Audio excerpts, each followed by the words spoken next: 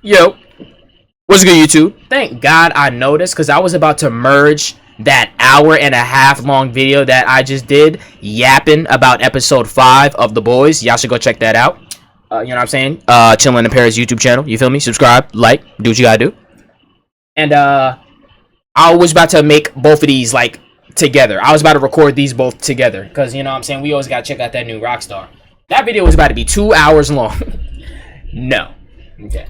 So, let's go. On it. Mom spaghetti, 100%. Go down to nerdride.shop, go get some merch, help the channel. You know what to do. We get a previously on montage for the past 4 episodes that normally I don't include in these breakdowns, but they do mention this time Godolkin University and their hidden secrets, so now we're really merging the 2 storylines between Newman taking the virus and Butcher showing up at the finale and how their tests and research at God You impacted the virus today. Also, Kate and Sam finally arrived, so yay! Yep. The title of this episode is called Beware of the Jabberwock, My Son. The episode is named after issue 3 of The Boys, Highland Laddie, the spin-off comic series all about Huey and his backstory and his growing up. The second episode of the season was named after the Highland Laddie issue as well. Jabberwocky was the poem written by Lewis Carroll that featured in Alice in Wonderland. In the poem, a boy disregards the warnings about a monster and goes after it himself, just like Huey disregarded everyone's warnings about giving his dad the V. We open to Homelander surrounded by stage lights, and we see many old Vought soup ads and movies that are similar to the legacy of Marvel or DC. It shows the Vought American logo, a company that began in 1950. You see the logo on some of the following movie posters. Their Expo V52 made us think that Vought started in 1952, going off of how D23 Expo began in 1923. Maybe in 1952, Vought became Vought International, the company we know today. So going through these movie posters, in 1953, we got Bomb Sight and The Curse of Fu Manchu, a parody of the movie like The Mask of Fu Manchu. 1957, Liberty Budweiser's ad. You could see this in season 2, episode 3. Mallory was looking at it. And as you may remember, Liberty was, Stormfront before the rebrand. In 1967's Crimson, starring Crimson Countess, Soldier Boy's ex that we saw last season, but also got her in the video game this season. She's the namesake of Godolkin's theater department as well. This is a spoof of the movie poster for Coffee. This movie also featured Groundhog, a character we saw in the animated Diabolical series in one of the episodes that is considered canon. I need to you check can see that Groundhog out. on the poster in his helmet on the left side. He's also been mentioned. I'm definitely I ain't gonna lie to you though. We definitely gonna be doing watch parties with that diabolical shit. I really need to check that out because I saw a clip while I was watching Dante's stream.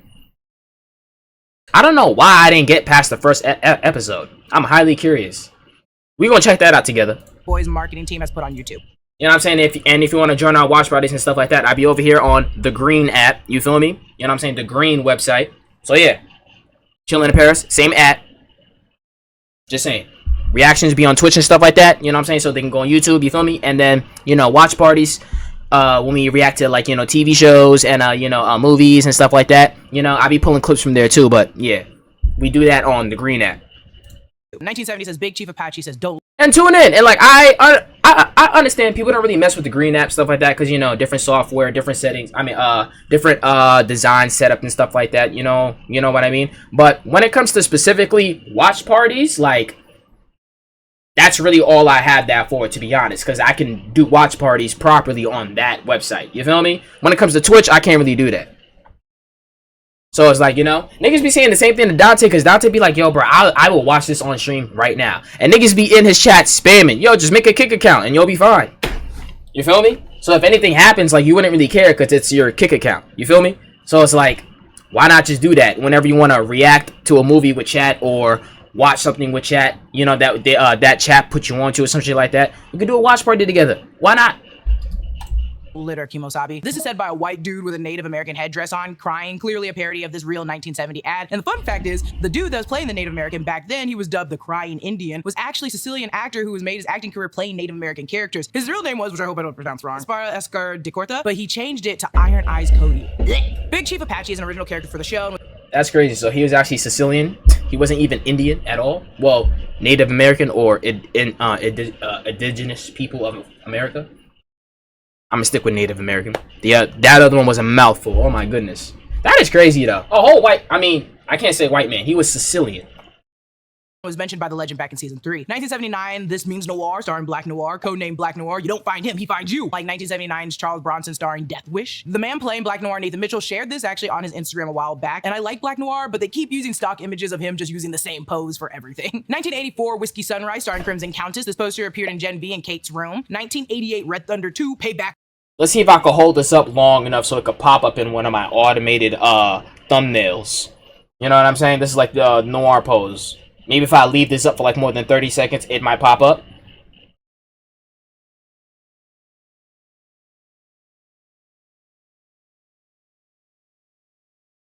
I mean, it's more like this. It's more like a stabbing motion.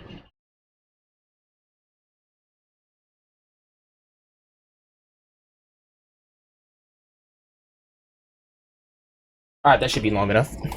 Back. It resembles the parody of 1981's Escape from New York, but I guess it might be a parody of Red Dawn type movies. These are Soulja Boy movies. Vought released a clip of this Red Thunder scene on YouTube, but that's from Red Thunder 1, though the poster for Red Thunder 2 looks exactly the same, so I don't think it really matters. In 1999, Y2 Chaos starring Lamplighter, we saw this poster actually in Gen V. 2007, Queen Maeve, Her Majesty, with the logline that says, "Say hello to Her Majesty," an obvious Wonder Woman parody. We've definitely seen this one many of times. 2007's Rising Tide starring The Deep with the logline, "Go deep or go home," an don't obvious get pissed by none but the tide. Awards. The 7 movies start coming fast and furious in 2007, like when the MCU amped up production and started phase 1 with a standalone hero movie to introduce everyone. 2018's Invisible Force 2, a translucent film. 2022, Dawn of the Seven, which we saw them writing and filming in previous seasons. Then the Vought symbol illuminates and becomes Homelander's piercing laser eyes, and we see Homelander, Maeve, A-Train, and the Deep. These extra bits of clips that we're seeing are from Dawn of the Seven. The movie originally starred Starlight, and as you can see, they kind of clipped around that. They even offer footage from the trailer of Stormfront, which featured Charlize Theron playing as that suit. Charlize is friends with Seth Rogen, who's one of the EPs on the show, following their movie The Long Shot, so a lot of cameo actor appearances like Will Ferrell are always friends of either Kripke or Seth Rogen, or maybe both. This is also the scene where Homelander calls Stormfront a Nazi bitch. The full entertainment company list for Vought goes as follows. 7 on 7 is Cameron Coleman's show. Vought Studios is like the production company. Voughtmundo is a play off Telemundo for Vought's Hispanic audience. Vought News Network, like Fox News Network. Vought Soul for Vought's Black audience. It's almost like BET. The American Hero was the show where Homelander and Starlight hosted an event where Supes competed to be new members of the Seven. VTV, Television for Women, a channel focused towards women like Oxygen or Lifetime, and Vought Plus, which is like Disney Plus. Hi, we're Visible, the wireless company that... Ah! Get off my screen. B52 Expo, a play on Disney D23, and we saw the commercial for this last episode. I love the subtle shade at Comic-Con nerds here recording a video with their flash on. The flash would have no effect, and if anything would make the quality of recording worse in this situation. Some cosplayers you can see in the crowd, such as Maeve and the Deep, later see a man dressed as Lamplighter. Out of all of these people, if I cosplayed as any of them, I always said I wanted to dress up as Lamplighter, but it's also too hot to be dressed up as Lamplighter. I also like both Starlight outfits. My booty's too big for that costume though. The music goes wonky as we focus on Homelander showing he's becoming more unhinged. He flashes back to moments in his childhood that we saw in the first episode, and the nightmare flashback, and the murders. The blood on the wall after killing the scientist, the flash like the same lens. Music goes wonky as we focus on Homelander showing he's becoming more unhinged. He flashes back to moments in his childhood that we saw in the first episode, and the nightmare flashback, and the new murders. The blood on the wall after killing the scientist, the flash like the same lens flare that took us from Vought to Homelander and Dawn of the Seven takes us to baby Homelander bundled in a little blanket. This transition sort of demonstrates Vought and Homelander need each other. They shaped him into the monster that he is today. The red room that burned young Homelander, these bright flashes to take us back to Homelander after solving his problem, leaving the lab covered in the scientist's blood, smiling. All the pain moments he endured had to be fixed. All leads to Ryan's face. He was about the same age as young Homelander when he was abused. Sage asked Homelander, "Nice trip home," and I'm sure Homelander told everyone he was just going home, and they didn't think twice about it. But Sage being highly intelligent deduced home for Homelander is probably where he grew up, the lab. Though I'm sure by now it's reached the higher-ups that the scientists and security were killed by Homelander at a Vought facility lab. Because how are you gonna get away from that? Cameron calls this the VCU timeline, which is clearly a play out run that back? and I'm sure Homelander told everyone he was just going about the same age as young Homelander when he was abused. Sage asked Homelander, "Nice trip home," and I'm sure Homelander told everyone he was just going home, and they didn't think twice about it. But Sage being highly intelligent deduced home for Homelander is probably where he grew up, the lab. Though I'm sure by now it's reached the higher-ups that the scientists and security were killed by Homelander at a Vought facility lab. Because how are you gonna get away from that? Cameron calls this the VCU timeline, which is clearly a play off the MCU timeline, which would probably make Cameron Coleman here Kevin Feige? Phases 7 through 19. The MCU wishes they could preemptively give you a timeline like this. Phase 7 is training A-Train. We've been following that this season. Firecracker, Lord Soldier. We get a trailer for it later. It'll appear on Vought Faith. Homelander, Land of the Free, Home of the Saved. The Deep Secrets of Atlantis, something I don't need to see. The 7, Reborn. The Tech Knight. I assume this will be like Batman or the Dark Knight because of the color and because Tech Knight thinks he's really cool. Super School, this is going to be Ryan's debut film. And then into Phase 8, we get Homelander and Soulja Boy Annihilation. So I think we're trying to force them into a team up. Take Soulja Boy out of his like cryogenic freezer to make a movie. Or someone will probably be playing Soulja Boy. I should think of it that way. This is how they turn his career around. The Deep, Lifeguard Summer, sounds like a porno. A-Train, Off the Tracks. Oh, that's actually kind of funny. The 7 returns. So I like how we have Dawn of the 7 and its offshoots like the Avenger titles. Firecracker, Heaven's Miracle. The Tech Knight, Nightlight. Teenage Kicks, Home for Kwanzaa 2. Sister Sage's bio in episode 1 mentioned she was the voice in the animated Home for Kwanzaa 1. G2, G-Men. The G-Men do exist in the comics as a parody of the X-Men, and Stillwell mentioned at the 2019 shareholder meeting that G-Men World War grossed over 1.7 billion. So of course they're making a sequel. This title is a nod to X2, the X-Men sequel. Into Phase 9, we got Double Standard, Homelander, Justice Served, The Deep, Gods and Dolphins, a Black Noir movie, an A-Train into the Multiverse movie. It's like the Flash movie. The 7 Forever. It's an Avengers Endgame type movie. Firecracker movie, A Dark and Stormy Night, Teenage Kicks, Ditch Day, G3, G-Men. Phase 10 has Silent Vengeance 3, Vengeance Reloaded, Firecracker's A Christmas Wish, Let There Be Night, Tech Knight is getting too many movies, The Guardians of Godolphin flipped. We learned this will have Kate and Sam in a body swap kind of movie. Teenage Kicks, Sex Ed, Speedwalkers 2, Mall Race, G-Men, Days Past from the Future, obviously a play on X-Men Days of Futures Past. These titles, all bad. Not a single movie what I see, maybe the 7 movie. We partnered with Geology to bring you the best skincare products we've ever used and to bring I'm not gonna hold you though. They should make some of these real movies, and I bet you people will go see them.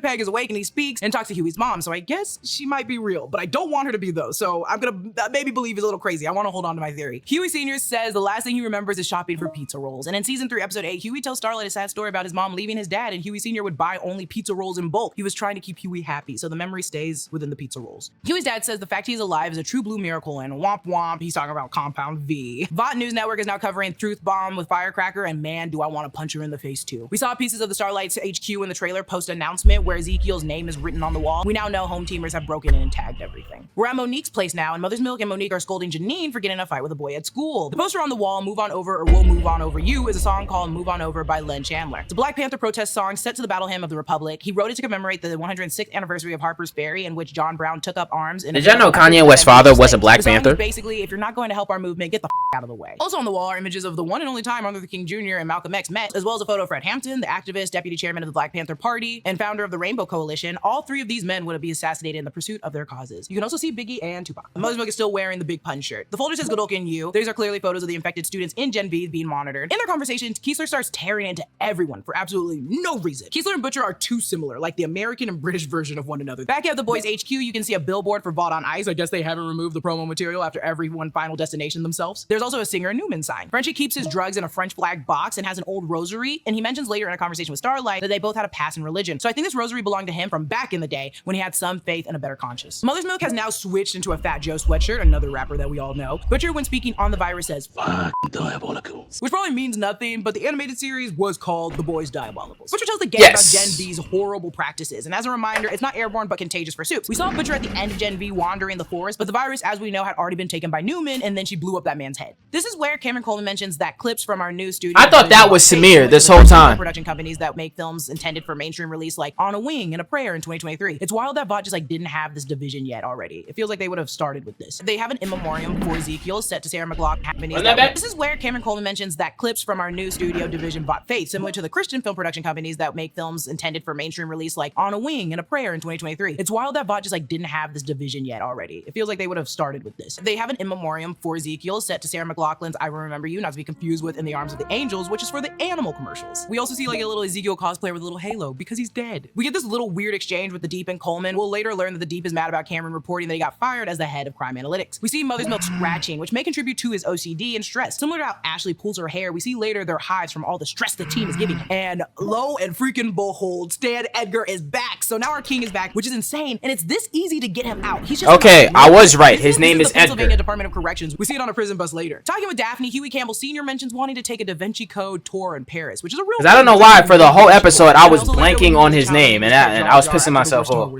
We finally get in the van and then we're going to that farm that we saw in the trailers. We didn't know whose house this could have been, but it's one of worst Star Wars character is hilarious.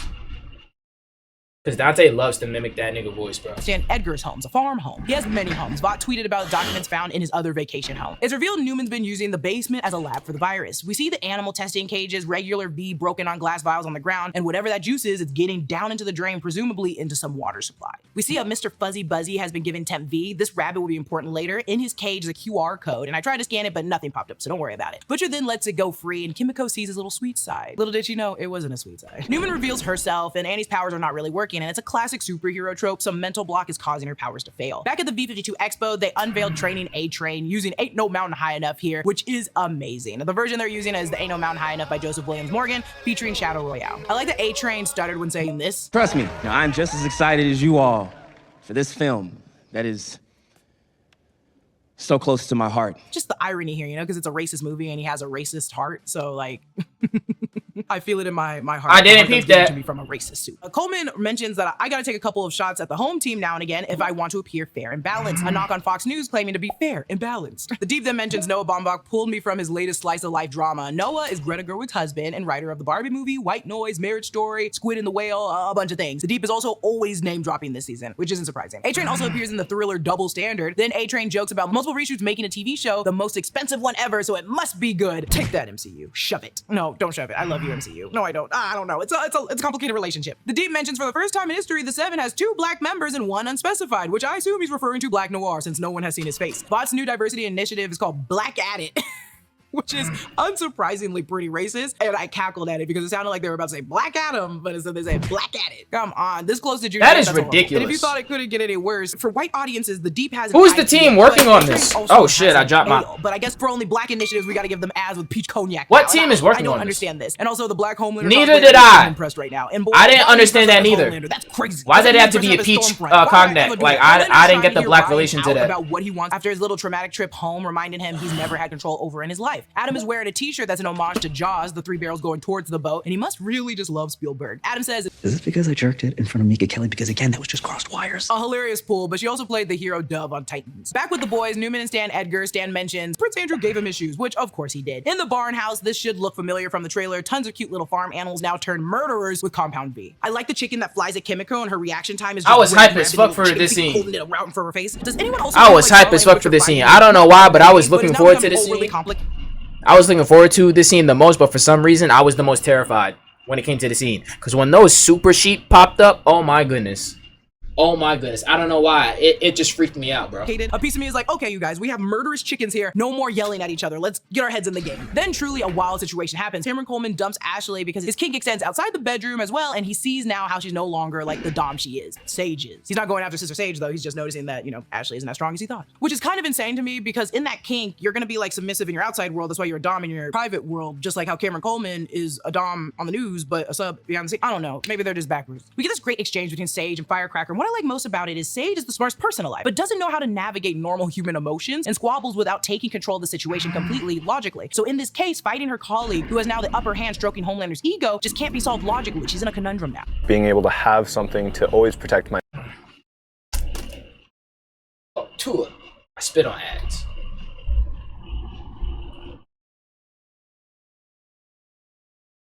I need a better explanation. Navigate normal human emotions. Cameron Coleman is a dom on the news, but a sub behind the scene. I don't know. Maybe they're just backwards. We get this great exchange between Sage and Firecracker, and what I like most about it is Sage is the smartest person alive, but doesn't know how to navigate normal human emotions and squabbles without taking control of the situation completely logically. So in this case, fighting her colleague, who has now the upper hand stroking Homelander's ego, just can't be solved logically. She's in a conundrum now. Frenchie's holding the rosary again, and the patch on his jacket says people person with a back covered in nails and blood drops. It's from No Fun, and I think it does sum up who Frenchie is. Victoria says this. I'm still Nadia. You think I don't want to let her out sometimes, but I can't. And a reminder that her real name is Nadia, but after she was adopted from the Red River Institute by Stan Edgar at the age of 12, her name was changed, probably to protect her identity, because as Nadia, she murdered both her biological parents as well as some of her adopted families. Butcher trails off and finds that rabbit he literally just released, Mr. Fuzzy Buzzy. So the implication here is that this is what's gonna happen to Butcher eventually. The same thing that happened to the rabbit. The little tentacles must be what moves through Butcher's body that I've been referring to as worms. Eventually they'll just rip out of his stomach like Alien. Tech Knight says it's been a whole year since my last movie, once again including a reference to the holes in Tech Knight's speech. He also says a 12-minute sequence that's entirely pitch black. He just likes to bring everything back to a butthole or just a hole. You know what I'm saying? I think he's spoofing Matt Reeves, the Batman, since the movie is called The Tech Knight. He also says this. The Tech Knight plumbs a whole new pit of darkness with its soundtrack of Nirvana hits.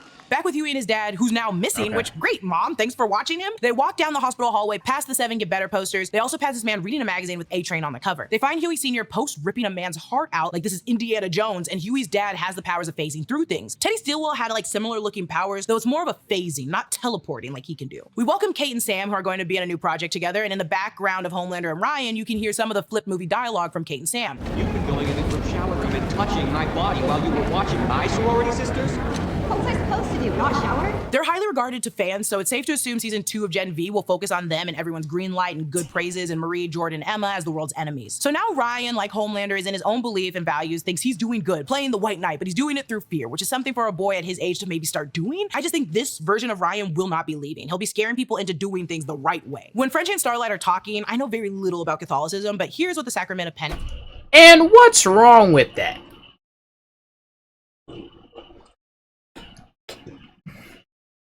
Getting people to do things out of fear. What's wrong with that? One example that just comes off my head, religion.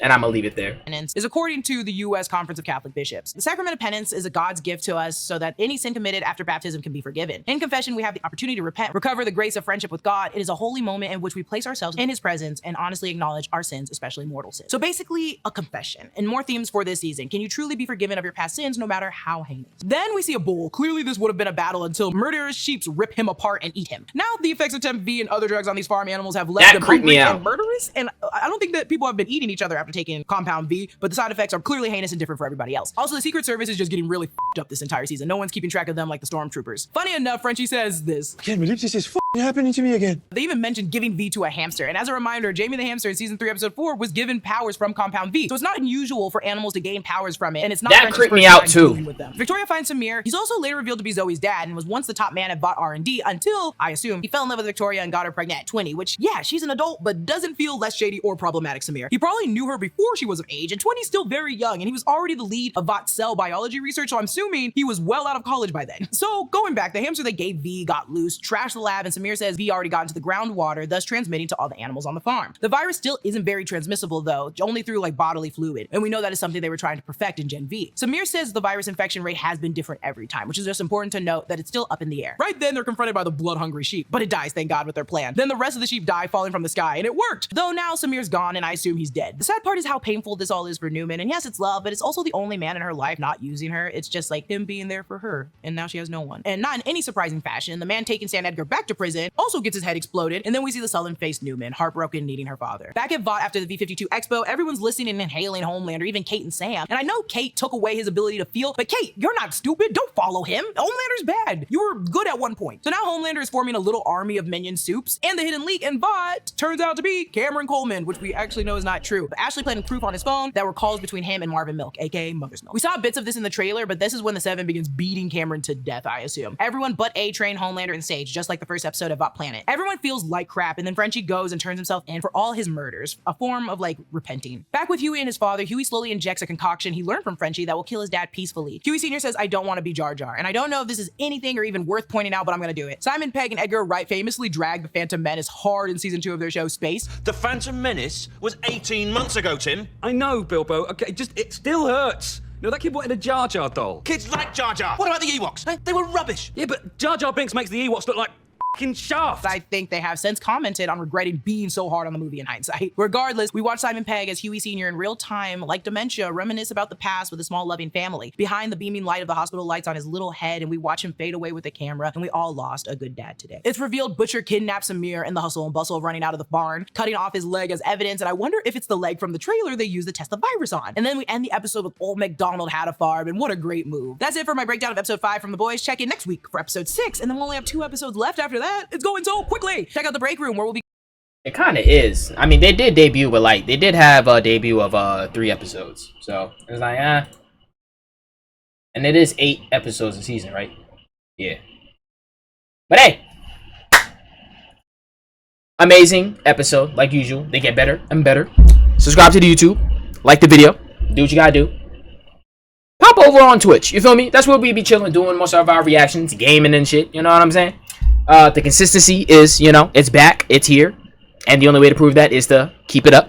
So yeah, that's pretty much it. Bye, YouTube. Oh.